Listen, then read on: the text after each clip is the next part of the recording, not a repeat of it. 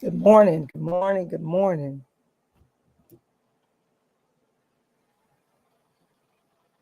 Good morning, good morning.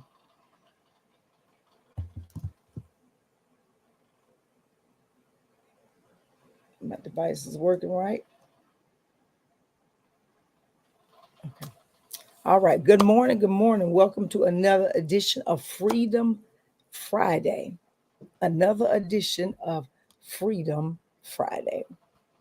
So I need for you to invite, like, share, and tag someone. Let them know that we are live here for another edition of Freedom Friday. I am so happy and so excited that I made it to the end of the week. I made it to another day. I'm excited about what the Lord is doing. But He didn't have to wake me up this morning, but I'm so glad that He did. I'm so glad that He woke me up this morning. I don't know about you, but I'm grateful to God that whatever God said He's going to do, it shall be done. So we give Him honor and we give Him praise for what He's going to do. So I want you to invite, share, and tag someone. Let them know that we're live. I'm getting ready to tag a few people and let them know that we are live and we're back at it again.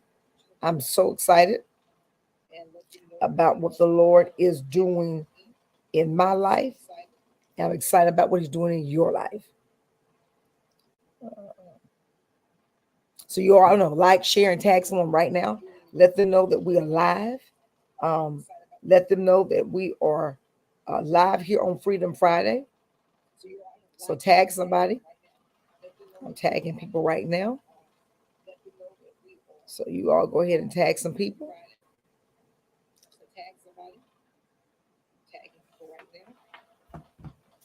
All right. So you all know the drill.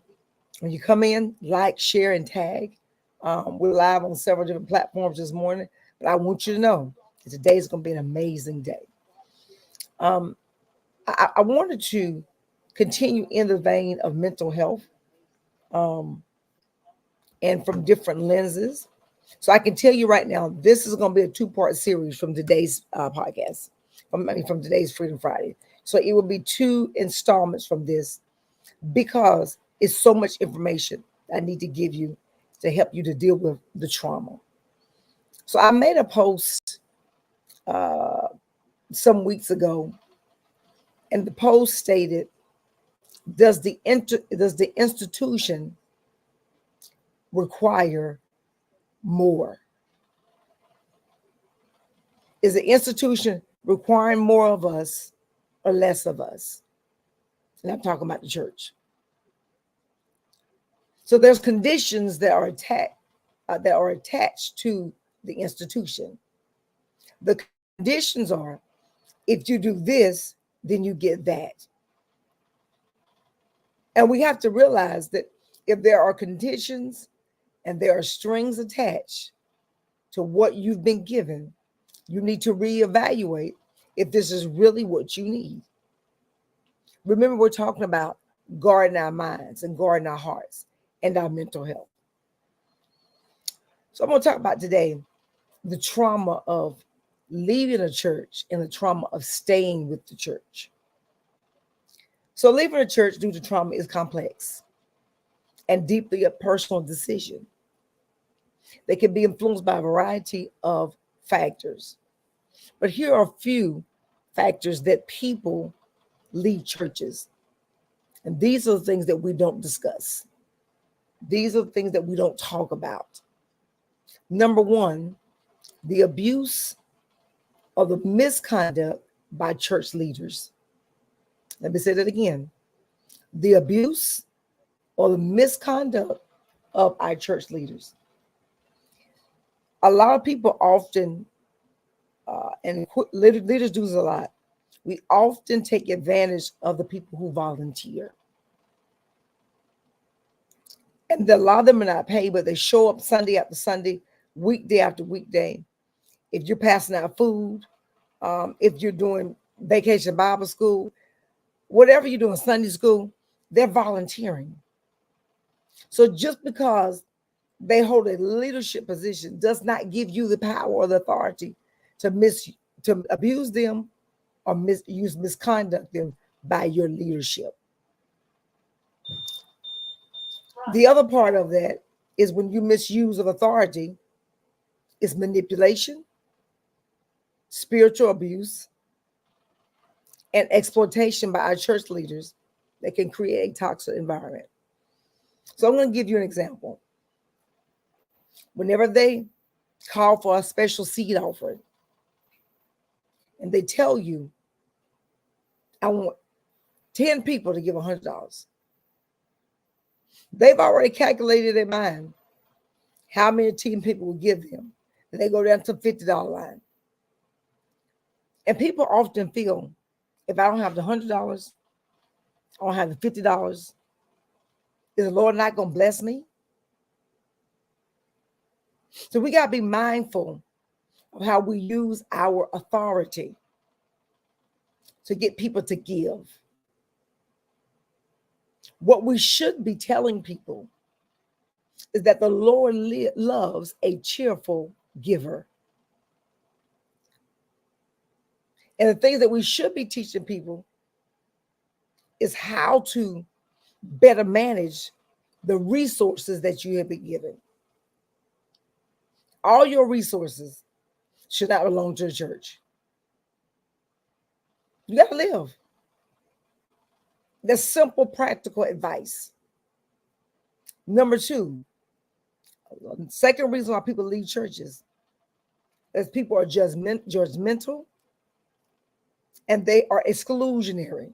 In other words, they have cliques in the church. And a lot of people feel a lack of acceptance. And they feel judged due to their lifestyle, beliefs, and their personal circumstances. And we have to remember this one thing. We don't hate the person. We may dislike or may not like some of the things that they do. But God did not put us in a space for us to hate. So whenever we see these hate crimes taking place, such as January 6th, the insurrection, and those people feel like they were right in everything that they did.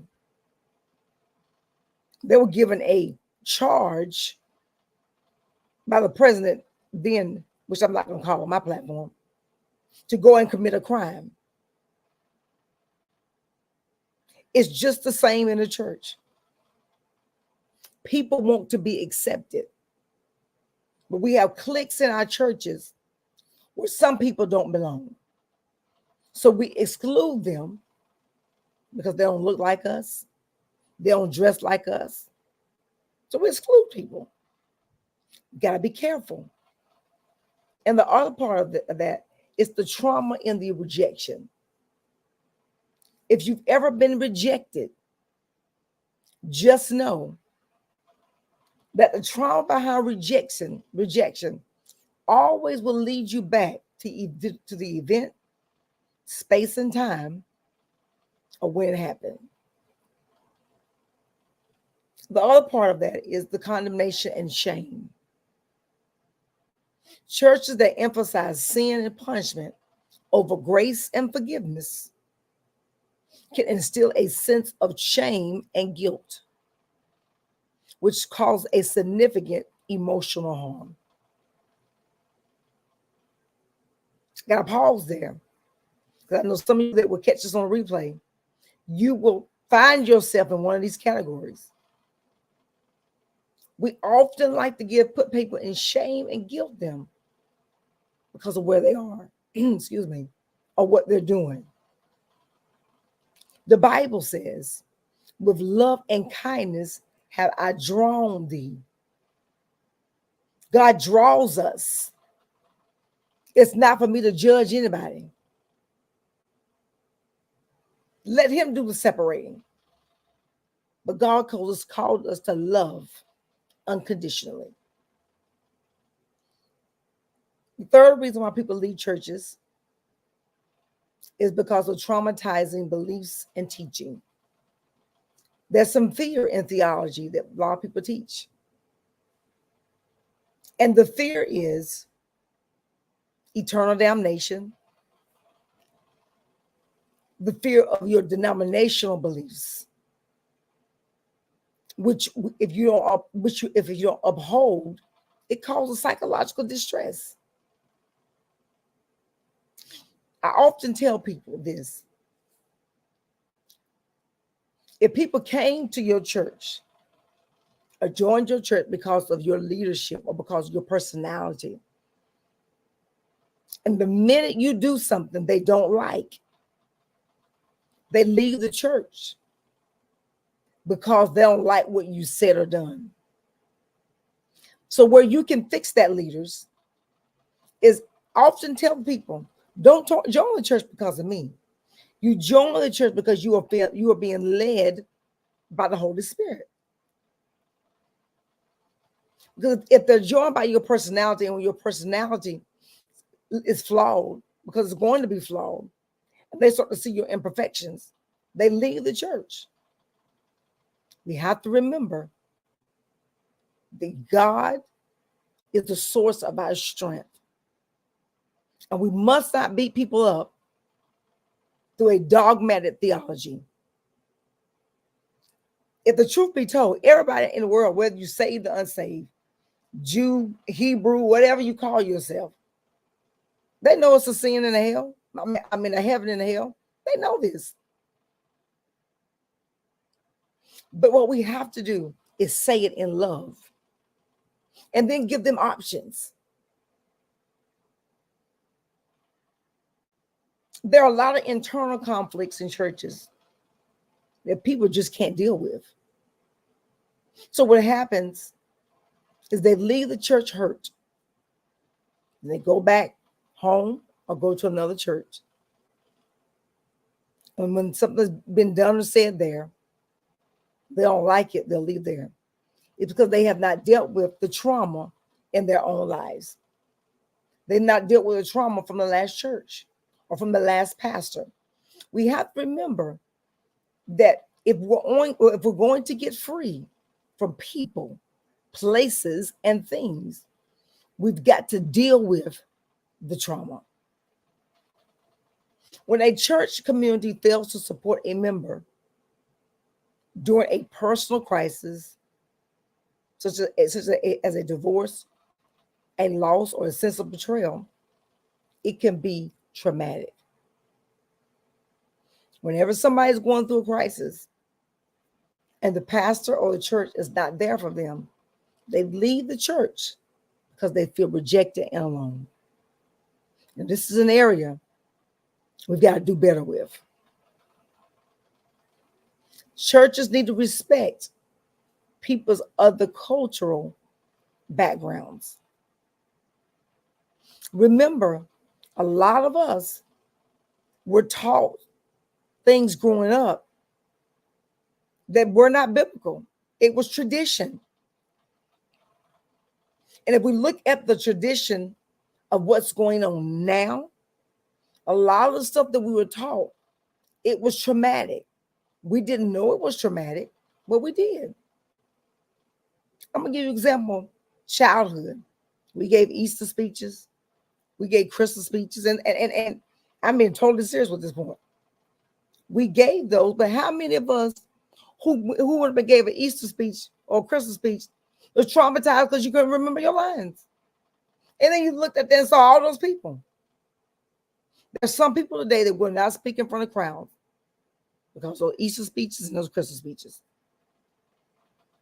So we have to be careful how we handle people when it comes to people's beliefs, their cultural systems, and who they are. So let's recap. People leave the church because of abuse and mistrust of church leaders. They leave because people are judgmental and exclusionary. They leave people because of traumatizing beliefs and theology, which is a fear-based theology. You put a fear in people for them to join or come to Christ. And they got saved out of fear, not getting saved because they were led to. And number 4, they feel a sense of betrayal. I believe these are 4 areas that the church really needs to work on to help people get to a place that they are free to serve God's people at church and volunteer and not feel condemned when they show up and miss one event.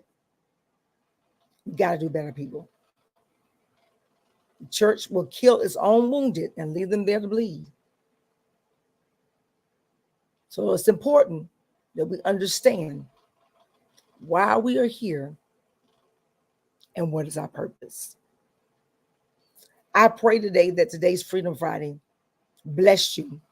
I pray that you'll catch it on a replay and watch it again, share it with someone else who's going through some trauma at their church.